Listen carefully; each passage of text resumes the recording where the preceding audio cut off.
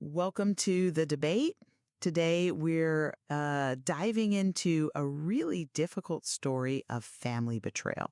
It's drawn from the material The Pyramid of Trust, Family Betrayal, specifically looking at Rukhsar Ahmed's actions against her cousin, Farah. And this whole situation really revolves around Farah's wedding savings, right?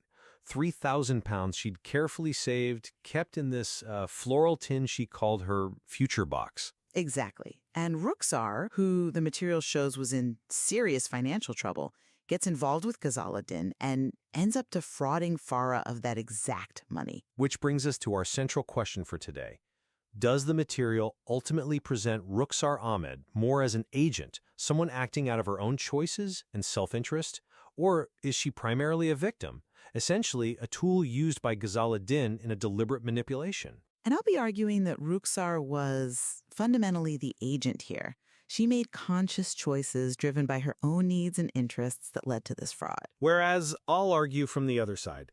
I believe the system of control and, frankly, structural dependence that Ghazala Din created was so powerful it really overshadows Rukhsar's agency, making her more of an instrument for Ghazala.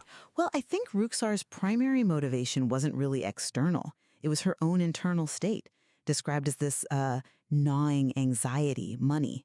Rising family costs, she couldn't hold down a job. The material shows her choosing Farah, seeing her chance, as you mentioned, over tea and biscuits, and then deciding to turn her, quote, charm into opportunity. It's very explicit that even when it all went sour, she knew she had chosen the money. That agency feels very personal, very internal to me. Okay, I see that point, but I'd frame it differently. That internal pressure, that anxiety you mentioned, that's exactly what Ghazala preyed upon. Ghazala identified that vulnerability expertly and then, directed her path. She gave Rukhsar that initial feeling of control, but immediately set the terms. People believe you. Use it. So Rukhsar was, in effect, operating completely inside Ghazala's framework, which really confirms Ghazala's role as someone who thrived on control, on pulling strings. I understand why you see the influence, but let's look at her direct accountability. Rukhsar absolutely knew she was exploiting trust. Farah even says to her, "Don't make me regret this." That confirms Rukhsar understood the stakes. And then when those first payments, the £300, came in, she felt relief flooding her chest. She benefited, she validated the system for herself, even clung to Farah's initial gratitude. "You've saved me." And crucially, even when doubt gnawed at her, she chose silence, prioritizing her own gain.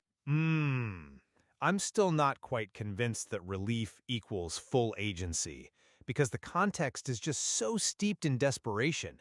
You have her father's failing business, her mother's health problems. I mean, it created the perfect storm for Ghazala to step in, and Ghazala's later statement really shows who held the power. You chose to play the game. Don't cry now because you don't like the rules. That's Ghazala controlling the whole narrative, reducing Rukhsar to, just a pawn. Rukhsar even confronts her later, saying, "You promised me this was safe." She was clearly relying on the safety net Ghazala said was there. But the sheer depth of the betrayal itself speaks volumes about her agency. Rukhsar didn't just pass along information. She systematically convinced Farah this scheme was safe, halal, proven. She promised it would double the savings for the wedding hall, the gold jewelry. This kind of focused deception, which ended up shattering Farah's life when the payment stopped, it just requires Rukhsar to be an active, calculating participant, not just a puppet. Right. She carried out the actions. I don't dispute that. But I just don't buy that she fully grasped the calculated cruelty behind it all. The underlying structure, that was Ghazala's. The text even notes Ghazala was seen not as a mentor, but as something darker. And look at the result for Rukhsar. She was ruined by the family fallout, the whispers, the shame, her mother's tears. These massive personal costs suggest she never would have risked everything if she truly understood the heartless design of Ghazala's system from the start. Ultimately, though, Rukhsar herself recognized her choice. She chose money over family, and that specific choice led directly to the broken relationship, the postponed wedding, the terrible shame Farah endured. Rukhsar was accountable for those catastrophic, deeply personal consequences. That makes her the primary agent in this tragedy. Yet, that final called statement from Ghazala, "You chose to play the game." For me, that confirms Ghazala's position as the architect, the manipulator, who set the rules and pulled the strings. It highlights how Rukhsar's desperate choices, however personally motivated, were ultimately made within a game controlled by a powerful external force. It's clear the distinction between internal choice and external constraint is incredibly complex here, especially given the devastating family consequences detailed in the Pyramid of Trust. Absolutely. There's certainly more to explore in the dynamics between these three individuals and the pressures they faced.